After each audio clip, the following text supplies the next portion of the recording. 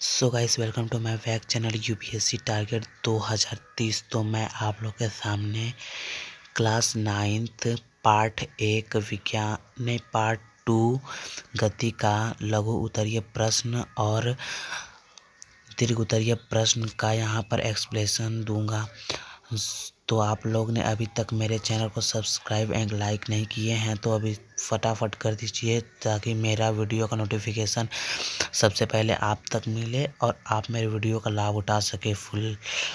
तो चलिए लघु उत्तरीय प्रश्न के पहले क्वेश्चन की तरफ चलते हैं।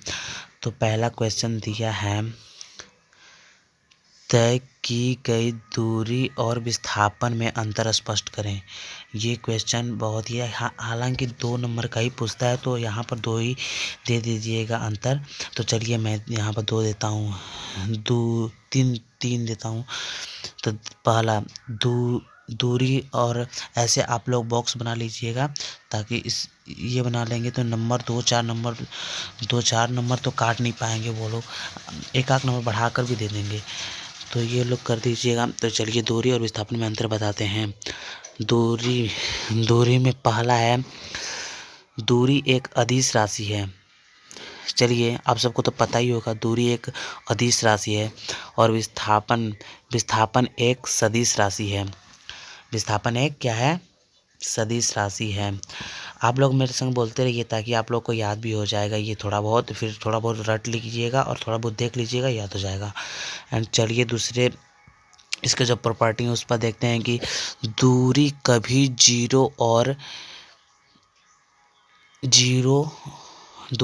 जीरो और माइनस नहीं हो सकता। हाँ, ये भी बात सही है भाई। देखिए दूरी कभी जीरो और माइनस नहीं हो सकता। देखिए इसको बता रहे हैं, चलिए इसको समझा देते हैं। दूरी किसे कहते हैं? देखिए मान लीजिए यहाँ पर ए बिंदु से कोई वस्तु बी बिंदु पर जाती है, गई, तो यहाँ पर से यहाँ तक गई, तो इसने कुछ दूरी तय की होगी, तो इसी दूरी को तो वस्तु एक स्थान दूसरे से जाएगी तो इसे दूरी तो तय करना ही होगा। और दूरी कभी ऋणात्मक नहीं होता भाई, दूरी कभी क्या नहीं होता? ऋणात्मक नहीं होता, क्योंकि यहाँ तक जाएगी तो भी दूरी यहाँ तक जाएगी। यहाँ से मान लीजिए यहाँ पे बिंदु ए है, बिंदु बी है, बिंदु सी, और फिर यहाँ से होते हुए बिंदु डी, और फिर यहाँ से होते हुए बिंदु एफ। कहीं भी गई बिंदु जीरो होगा ही होगा। चलिए थोड़ा समझाने के चक्कर में थोड़ा सा गंदा हो जा रहा है, चलिए कोई बात नहीं, आप लोग बहुत समझदार हैं, समझ लेंगे ये सब बात। तो चलिए अब इसके दूसरे विस्थापन की ओर चलते हैं। तो विस्थापन धनात्मक, ऋणात्मक और शून्य हो सकता है। हाँ, ये बात सही है, क्योंकि विस्थापन दो बिंदुओं के प्रारंभिक और अंतिम बिंदु के बीच की न्यूनतम मतलब सबसे कम दूरी को ही हम लोग कहते हैं क्या? विस्थापन। सबसे कम दूरी को ही हम विस्थापन कहते हैं। विस्थापन जब किसी वस्तु को ऊपर फेंकेंगे और फिर वो नीचे पुनः आ जाएगी तो उसका विस्थापन शून्य हो गया। ये भी बात सही है, इसमें दिया हुआ है। और दूसरा हुआ कि अगर धनात्मक तो होता ही है दूरी, और ये धनात्मक तो होते ही हैं, कोई जा रहा है कहीं भी धनात्मक। देखिए अब ये इस पर थोड़ा नोट पॉइंट है, इसको थोड़ा उतार लीजिएगा अपने बुक या कॉपी नोट्स जो भी हैं। देखिए यहाँ पर मान लीजिए ए है, ए पॉइंट है, ए पॉइंट से कोई वस्तु बी पॉइंट पर जाती है, बी पॉइंट से होते हुए फिर सी पॉइंट आती है, तो फिर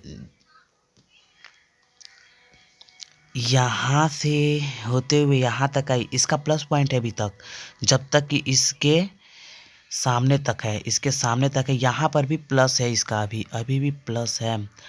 बट जहीं इससे इधर आ गया पीछे, यहाँ से जहीं पीछे आ गया, थोड़ा से पीछे आ गया, ये पूरा माइनस हो जाएगा, माइनस हो गया, ये नेगेटिव। आई होप कि समझ में आ गया। चलिए तीसरा देते हैं, दूरी का सिर्फ परिणाम होता है। हाँ ऑब्वियसली दूरी एक अदिश राशि है, तो अदिश राशि कहते ही किसे हैं, अदिश राशि किसे कहते हैं बताइए तो, कमेंट में बताइए, कमेंट बॉक्स में बताइएगा तो अदिश राशि किसे कहते हैं। अदिश राशि को कहते हैं जिसमें केवल परिणाम हो। क्या हो, जिसमें केवल परिणाम हो।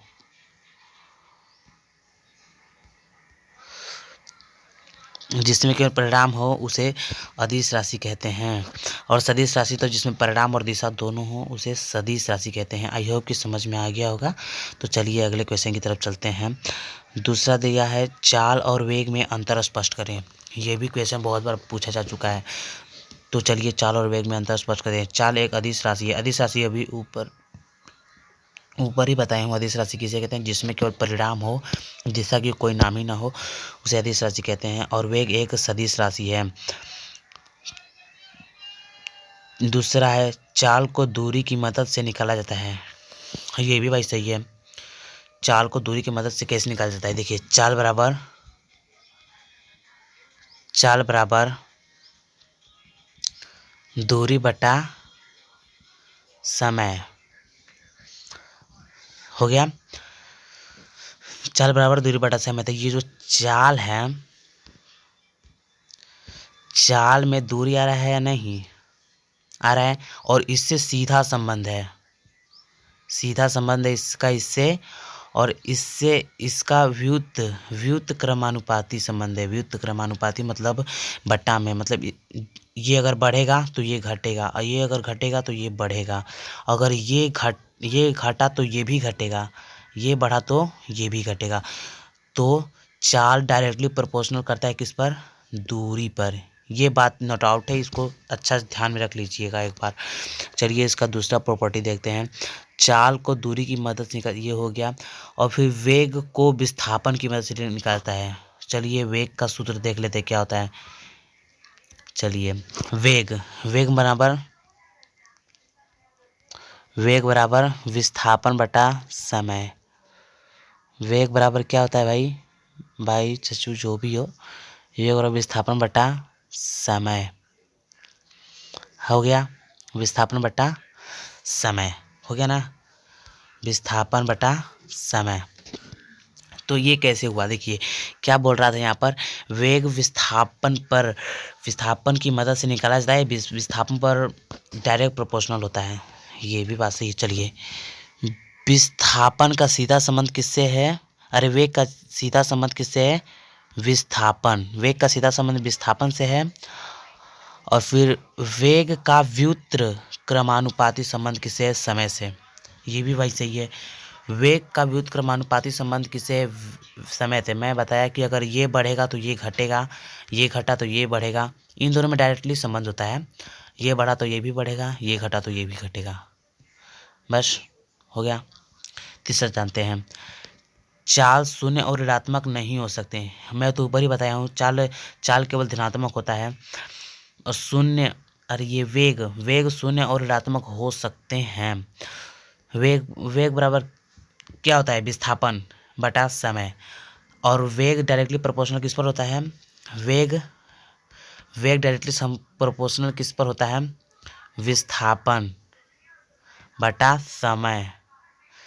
तो ये बढ़ा तो ये भी बढ़ेगा, ये घटा तो ये भी घटेगा, ये बढ़ा तो ये भी घटेगा, ये घटा तो ये ठीक हो गया ना। वेग के सूत्र में आ रहा है ये विस्थापन। तो विस्थापन क्या होता था, धनात्मक ऋणात्मक शून्य, मतलब कि प्लस माइनस और जीरो तीनों होता था। तो उसका डिपेंड इस पर हो रहा है, वेग पर, तो ये वेग भी वही होगा। तो चलिए आई होप कि समझ में आ गया होगा। अगले प्रश्न में चलते हैं। धावक की चाल 25 किलोमीटर प्रति घंटा है और साइकिल सवार की चाल 5 मीटर प्रति सेकंड है। इन चालों को घटते हुए क्रम में लिखें। घटते हुए क्रम मतलब क्या होता है, घटते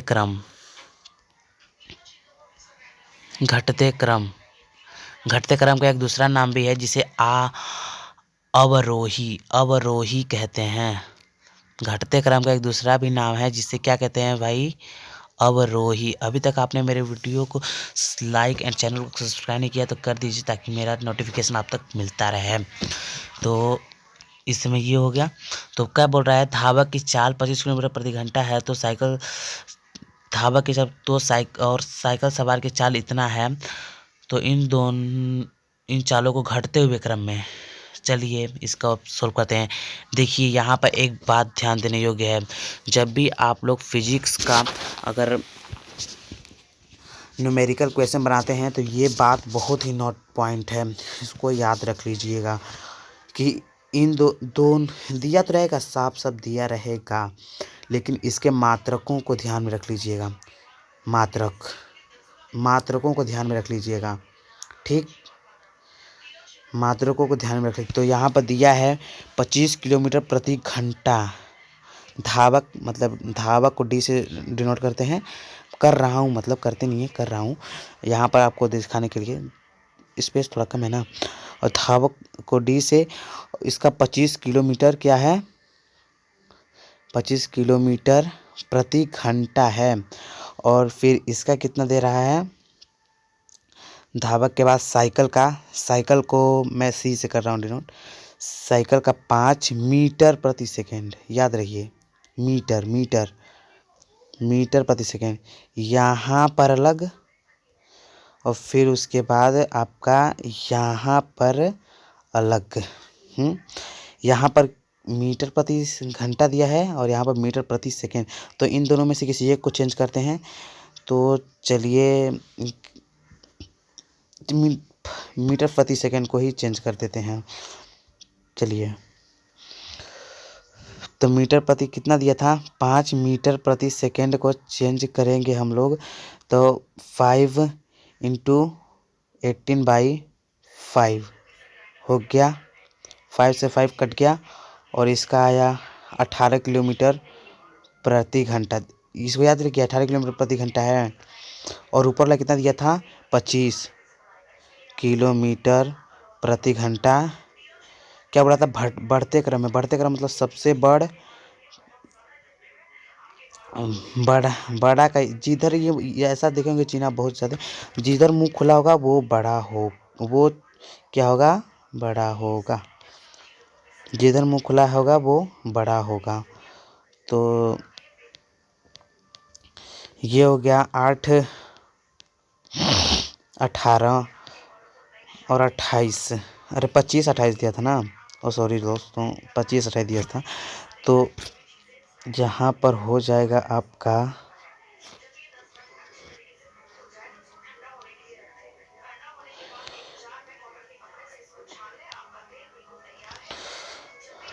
फिर ये बड़ा,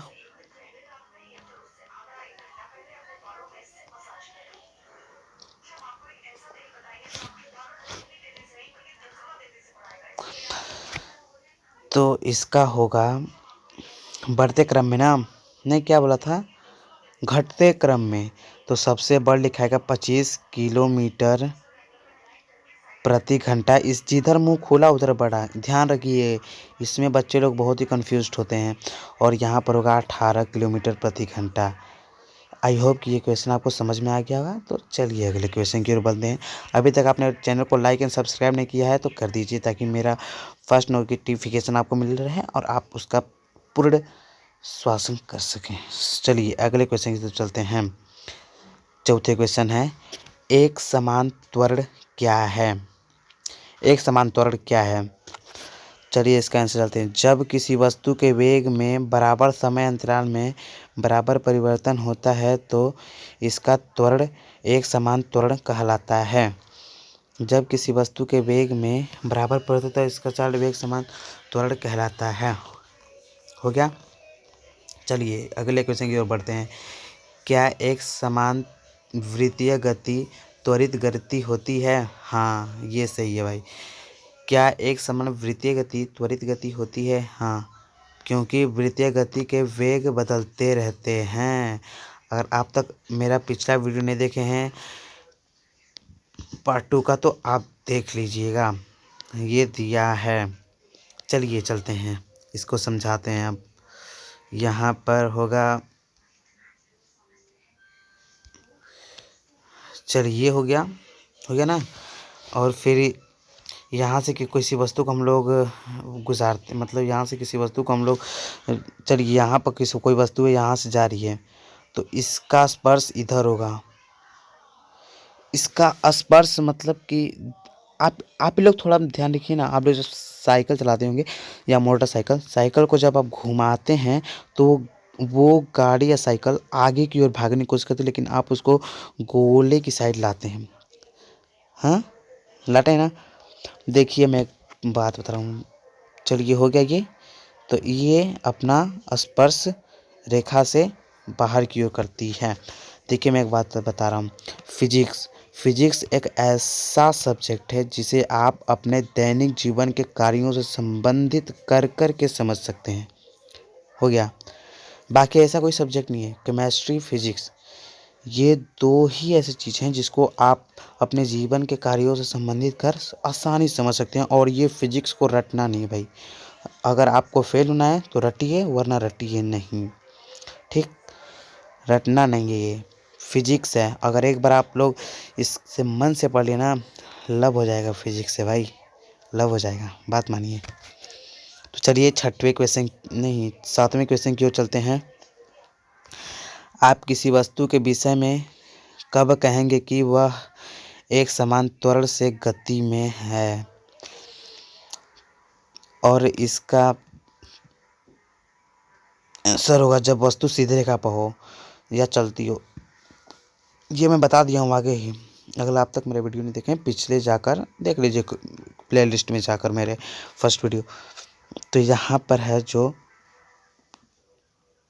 सीधा रेखा में कोई वस्तु जा रही है, यहाँ से वस्तु कोई गई यहाँ से कोई वस्तु, तो क्या बोल रहा है? एक समान त्वरण से गति करती है।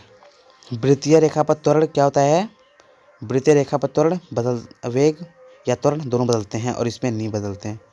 ठीक, वह समान त्वरण से गति में है तो जब वह वस्तु जब वस्तु का वेग समान त्वरण से गतिशील। मैं क्या बोला हूँ? वस्तु बदलेगा तो वेग भी बदलेगा, वस्तु बदलेगा तो वेग भी। अगर एक वस्तु पर लगाना हो तब, अनेक वस्तुओं पर नहीं बदलेगा। एक वस्तु पर लगाना हो तो ही दोनों बदलेगा। दोनों में बहुत ही अच्छा संबंध है। ठीक, आई होप कि समझ में आ गया होगा। चलिए 8वें नंबर की क्वेश्चन की ओर पढ़ते हैं। अब दिया है, निम्नलिखित में कौन सी अवस्था संभव है? प्रत्येक के लिए उदाहरण दें। चलिए पहला देखते हैं। कोई वस्तु जिसका त्वरण नियत हो परंतु वेग शून्य हो, क्या यह संभव है?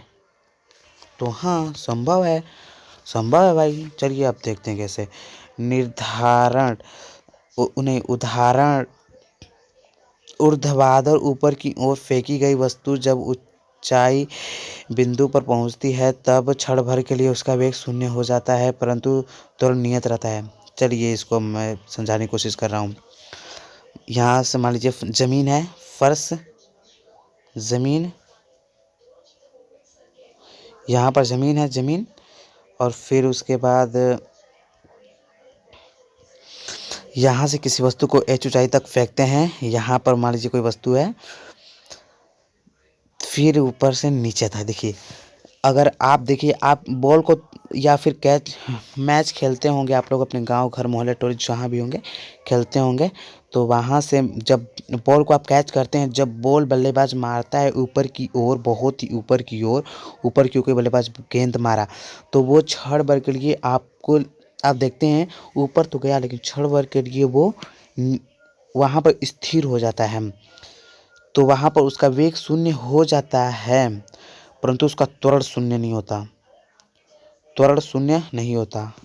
ठीक, पहला नोट आउट पॉइंट समझ में आ गया होगा। चलिए दूसरे की ओर चलते हैं। कोई वस्तु किसी निश्चित दिशा में गति कर रही हो तब त्वरण उसके लंबवत होगा। ये पूछा संभव है? संभव है, संभव है भाई, ओबियसली संभव है। तो देखिए कैसे।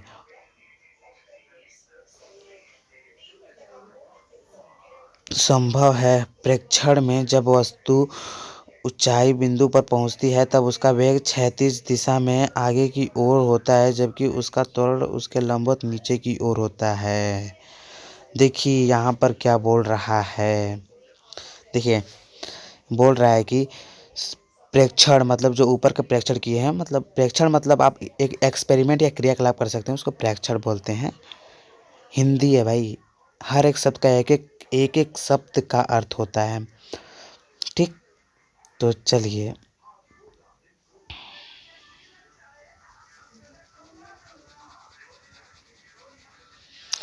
हो गया, ये बात हो गया।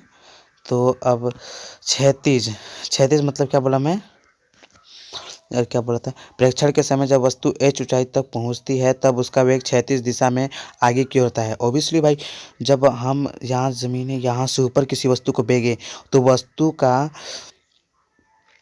वस्तु की दिशा अगर वस्तु के वेग की दिशा क्षैतिज नहीं होगी तो क्षैतिज मतलब कि तिखा या थोड़ा हल्का सा झुका हुआ, अगर ऊपर नहीं होगी तो अगर बल्लेबाज मारेगा बॉल को तो उसके सर पर ही गिर जाना चाहिए, लेकिन वो दूर जाकर क्यों गिरता है, यही ना, यही कारण है उसका।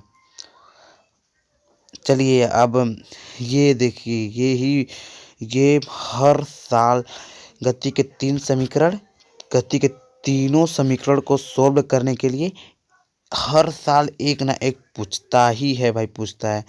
चलिए तीनों समीकरण को मैं सिर्फ बता रहा हूँ। अगर आपको इसका वीडियो देखना है तो मेरे प्लेलिस्ट में आकर या फिर मेरे सब्सक्राइब करके मेरे आइकॉन को बटन को दबाकर आ जाइए मेरे प्रोफाइल के अंदर और वहीं से देख लीजिएगा इसका वीडियो। यहाँ पर बनाऊंगा थोड़ा लंबा हो जाएगा, यहाँ पर तब तक मैं आपको दे दूंगा, यहाँ पर इसका स्क्रीनशॉट ले लीजिएगा। ठीक, देखिए गति के तीन को समीकरण होते हैं। फर्स्ट समीकरण v equal to u add a t, first समीकरण। Do you know this is first समीकरण ऑफ मोशन। एंड सेकेंड समीकरण, चलिए सेकेंड समीकरण की ओर चलते हैं। s equal to u t add half a t square, second समीकरण हो गया। चलिए थर्ड समीकरण की ओर अब चलते हैं। v स्क्वायर बराबर यू स्क्वायर प्लस 2af, इसको ले लीजिएगा, हो गया। चलिए और इसका आप ले लीजिए एक वो स्क्रीनशॉट। चलिए टाइम दे रहा हूँ, ले लीजिए इसका एक स्क्रीनशॉट ले लीजिए भाई, ताको नहीं, बहुत ही महत्वपूर्ण है, ले लीजिए। चलिए लाइक एंड सब्सक्राइब कर दीजिए भाई, लाइक एंड सब्सक्राइब आप लोग जब करते हैं ना तो एक बहुत ही अच्छा सा फील होता है। चलिए हो गया अब यहीं पर, और अगले जो है दीर्घ उत्तरीय उसका आप लोग को चाहिए तो कमेंट बॉक्स में कर दीजिए, मैं आपको उसका भी बना लूँगा। दीर्घ उत्तरीय मात्र 2 या 3 क्वेश्चन नहीं, 2 या 3 नहीं, 5-7 होंगे क्वेश्चन उसका सिर्फ। ठीक, आई होप कि आप सब अच्छे